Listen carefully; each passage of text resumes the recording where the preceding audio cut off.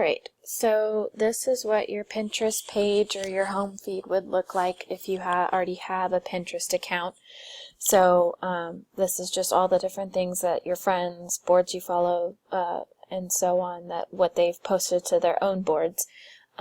So if you don't have a Pinterest, you won't have a feed like this. You won't have what people have been posting. So but if you start following people and following different boards that interest you, you'll get a feed just like this, where you'll have a bunch of different pins that people have pinned to their boards. So this is your search bar. This is where you can browse. You can also browse via the different categories they have. So I like, obviously, to go through the history board or the humor board. Those are my top two that I really go through a lot. And then if you click on your name, you'll go, and that'll be where all of your boards are, and you can edit them, you can delete them from here, and that's something I'll get to in a minute. So what I want you to do is you create a board, and then you have to name it. So we'll name this one, just for the sake of simplicity, World War II. And then you don't want it secret. Secret makes it to where nobody can see what you're pinning and what you're doing. It's really good. I have one where I pin gifts for people, gift ideas, and nobody can see it. That way their surprise isn't ruined. So you get all the different things that you want in here, and you say create, and it'll create it. And you have no pins yet, but that'll change here in a second.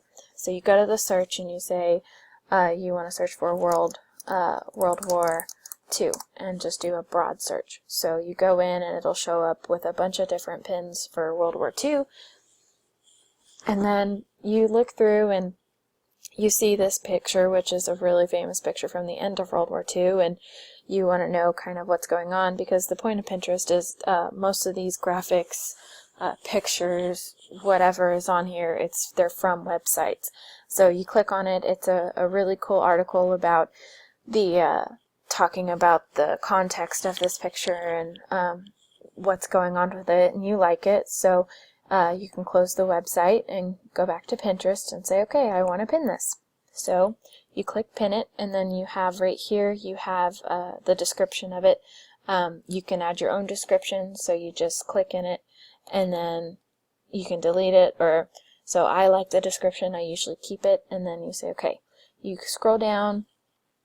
Mine are in alphabetical order, so you just scroll all the way down, and then you click pin it, and you wait for the check mark, and then it comes up and it pops up and says it's pinned to World War II. And then you click the close button, and you're back to, you can scroll through and see what's going on. So let's say you want to narrow down your search. We just did a lesson on D-Day, so you say you want to look and browse through D-Day stuff. And then you see it has a bunch of this, a bunch of stuff on D-Day. This is one of my favorite articles they did. This happened, I think, on the 75th anniversary, but this is one of my favorite kind of commemorative articles about it. A bunch of people drew in bodies on the beaches of Normandy to represent the men that died storming the beaches during D-Day.